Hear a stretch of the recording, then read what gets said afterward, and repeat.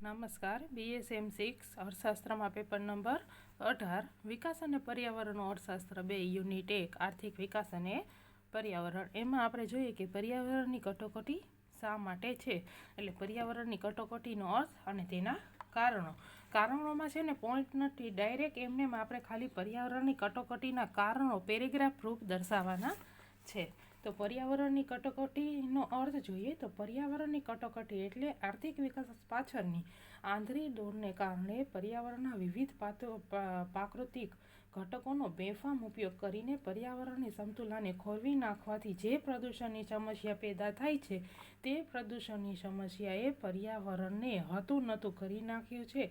તે પર્યાવરણની કટોકટી છે.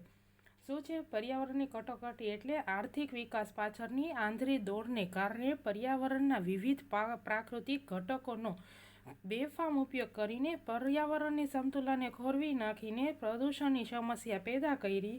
આ પ્રદૂષણની સમસ્યાએ પર્યાવરણને હતું-નતું કરી નાખ્યું અને તે છે પર્યાવરણની કટોકટી. બીજા શબ્દોમાં જોઈએ તો પર્યાવરણના વિવિધ ઘટકોના અવિચારી ઉપયોગને કારણે પ્રાકૃતિક પર્યાવરણનું અસ્તિત્વ જોખમમાં મુકાયું. તે પર્યાવરણની કટોકટી તરીકે ઓળખાવી શકાય. શું પર્યાવરણના વિવિધ ઘટકોના અવિચારી ઉપયોગને કારણે પ્રાકૃતિક પર્યાવરણનું અસ્તિત્વ જોખમમાં મૂક્યું છે, તેને પર્યાવરણની કટોકટી તરીકે ઓળખવામાં આવે છે.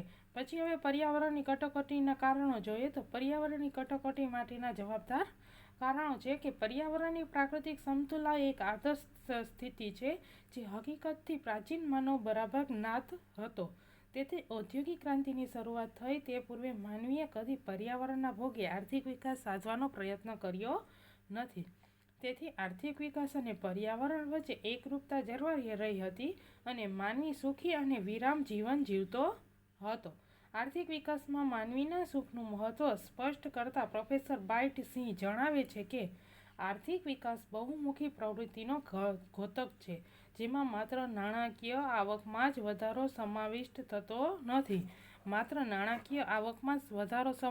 થતો નથી. પરંતુ વાસ્તવિક સામાજિક આદતો, શિક્ષણ, જનવ્યવસ્થા, જનસ્વાસ્થ્ય, વધુ આરામ અને વસ્તુ એ બધી સામાજિક અને આર્થિક પરિસ્થિતિઓમાં વૃદ્ધિ સમાયેલી છે કે જે એક પૂર્ણ અને સુખમય જીવનનું નિર્માણ કરે છે.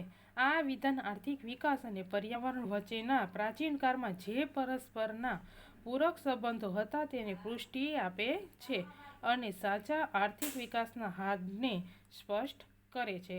આ પર્યાવરણની પ્રાકૃતિક સમતુલા વચ્ચેનો આર્થિક વિકાસ એ જ સાચો અને ફળદાયી વિકાસ છે.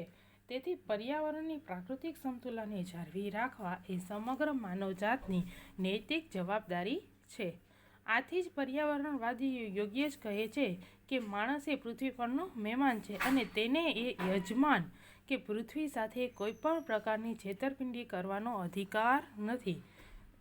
પરંતુ કમનસીબીની વાત એ છે કે સ્વાર્થના રંગે રંગાયેલા માનવીએ આ નક્કર સત્યની પૂરેપૂરી ખબર હોવા છતાં તે હકીકત તરફ આંખ આડા કાન કરીને સ્વહિતાય તેણે ઔદ્યોગિક ક્રાંતિના પ્રારંભ સાથે સમૃદ્ધિની પ્રાપ્તિને જીવનશૈલી બનાવવાનું અને તે આર્થિક વિકાસ પાછળની આંધળી દોડ મૂકવામાં એટલો બધો મશગુલ બની ગયો છે કે તેને પર્યાવરણનું મહત્વ જ ચૂકાઈ ગયું અને તેને પગલે પગલે માનવીએ સાચું સુખ કઈ રીતે મળે તે પણ ભૂલાઈ ગયું છે. એટલે કે આર્થિક વિકાસ માટે પર્યાવરણના વિવિધ ઘટકોનો બેફામ ઉપયોગ કરવાની બાબતમાં પાછળ જવાનું શું છે મૂકી દીધું છે. તેથી તેનું દુઃખદ પરિણામ એ આવ્યું કે માનવી જેમ જેમ આર્થિક વિકાસમાં આગળ વધતો જશે તેમ તેમ પર્યાવરણના વિવિધ ઘટકોનો હાસ થવા લાગ્યો. આમ ઔદ્યોગિક ક્રાંતિની શરૂઆત થઈ તે પૂર્વે આર્થિક વિકાસ અને પર્યાવરણ વચ્ચે પૂરકતા અને તાલમેલ હતો તે તૂટવા લાગ્યો.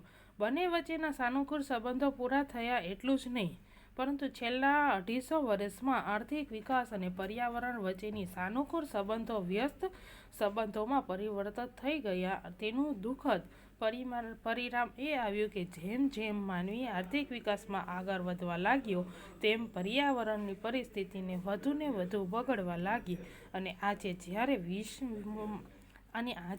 વિશ્વમાં 21મી સદીનો પ્રારંભ થઈ ગયો છે ત્યારે પર્યાવરણની બગડતી જતી પરિસ્થિતિને પર્યાવરણના વિવિધ ઘટકો કે ભૂમિ, જળ, વાયુ, વનસ્પતિ વગેરેનો બેફામ ઉપયોગ કરીને પ્રદૂષણનું એવું સામ્રાજ્ય સ્થાપિત કર્યું છે કે આ પ્રદૂષણમાંથી વિશ્વને બહાર કાઢવાનો કોઈ માર્ગ દેખાતો એટલે પ્રદૂષણનું એવું સામ્રાજ્ય સ્થાપિત કર્યું છે કે પ્રદૂષણમાંથી વિશ્વને બહાર કાઢવાનો કોઈ માર્ગ દેખાતો નથી. આ કુદરતી સાધન સંપત્તિને વેડફી નાખવાનું કાર્ય ગાઢ પણ છે. કહો છો કે પોતાના ભોગવાદને સંતોષવા માનવીએ વિવેક અને સ્વયં એ બંનેનો ત્યાગ કરીને કુદરતના સર્જન અને માનવીને ઉપયોગી એવા લગભગ બધા તત્વોનો નાશ કરવાની જાણે કે સ્પર્ધા ન ચાલતી હોય તેવો વિવેક શૂન્ય વ્યવહાર આદર્યો છે. આપણી ખનિજ સંપત્તિ, વનસ્પતિ, પશુ સંપત્તિ, ઉર્જા સંપત્તિ ઝડપથી ખતમ થઈ રહ્યા છે. હજુ પણ આપણે જો ધારીએ તો જે કાંઈ વધ્યું છે તેને બચાવી શકાય તેમ હોય, પરંતુ આપણે સ્વાર્થની આંતરિક દોડને પાછળ કુદરત પ્રત્યેનો પ્રેમ ગુમાવ્યો છે, પ્રાણીઓ પ્રત્યેની દયા ગુમાવી છે, ભાવિ પ્રજાની સુખાકારીની ખેવના ગુમાવી છે. આવા સંજોગોમાં કુદરતી સાધન સંપત્તિના સર્વનાશને કઈ રીતે રોકી શકાય?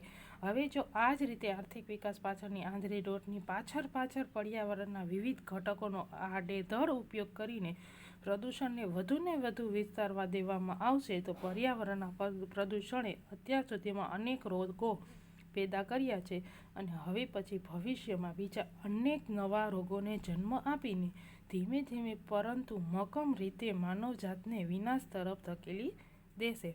આજ માનવી માટે પર્યાવરણના ભોગે અત્યારે જે કાંઈ વિકાસ સાધવામાં આવી રહ્યો છે તે માનવીને જ પર્યાવરણના પ્રદૂષણો ભરખી જશે. તો પછી આવા માનવને વિનાશ તરફ દોડી જનાર વિકાસનો શું અર્થ? એટલે આર્થિક વિકાસની સમાજની જાગૃતિ એ જ કોઈ પણ પ્રકારના પ્રદૂષણને અંકુશમાં રાખવાની જાદુઈ ચાવી છે. એટલે કે પર્યાવરણની કટોકટીનો અર્થ અને એના કારણો કે પહેલે શું હતું અને હવે શું છે. આર્થિક વિકાસને કારણે કેમ કે માણસ એ પૃથ્વી પરનો મહેમાન છે અને એની યજમાન સાથે કોઈ પણ પ્રકારની છેતરપિંડી એટલે કે પૃથ્વી સાથે કોઈ પણ પ્રકારની છેતરપિંડી કરવાનો અધિકાર નથી. એટલે પર્યાવરણની કટોકટીનો અર્થ અને તેના કારણો આપણે જોઈએ. આગળનો અભ્યાસ આપણે નેક્સ્ટ વિડીયોમાં કરીશું. Thank you.